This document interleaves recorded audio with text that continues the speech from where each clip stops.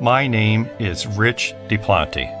I am an ordinary working class guy who is trying to understand how to control my actions. All my life I have struggled with self-control. When I was a kid, I ate too much candy and watched too much TV. At 19, after my mother died one of the most nightmarish cancer deaths I could ever dream, I started smoking marijuana. After 7 years and an extremely difficult struggle, I managed to quit smoking marijuana, but then I spent the next 25 years overeating and lying around watching too much TV.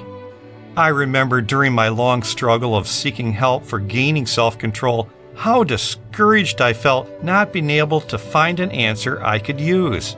Like many other people, I read dozens of books, attended classes and meetings, watched early morning infomercials, and surfed the internet looking for anything that might help. And I remember thinking, do all these people really think we can do what they say without any trouble? They seem to think by just telling us what to do, we can solve an overeating, drug using, smoking, or gambling problem. But I question, don't they understand how hard it is to follow their advice? Do they really think our problem is as simple as not knowing what we need to do?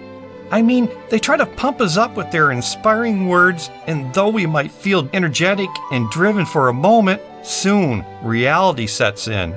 Quickly, the daily slog of life wears us down, and we're left wondering, where do we turn now? And then I realized what the problem was. Most of these people never understood how difficult it is for us to get up off the couch and do the things they suggest.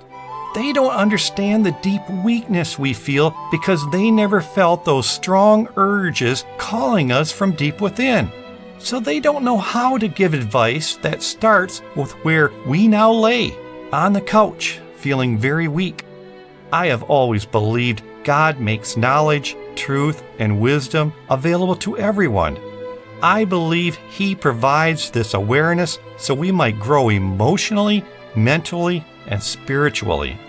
And so my beliefs gave me the confidence that I could solve my problem. With my self-confidence, I set out on a long search for the answer. And what I finally learned depressed me deeply. For I had always held out the fantasy that there was an easy answer to my problem and eventually I would live happily ever after. But I learned life is simply very difficult, and the only way to solve my problem is to learn how to suffer the difficulty of life. Happily, after considerable effort, I overcame my depression. For I have learned some practical rules for dealing with the difficulty of life. Each day, I attempt to practice these rules and make them part of my character. Today, I feel much more at peace with who I am, how I live on a daily basis, and where my life is taking me.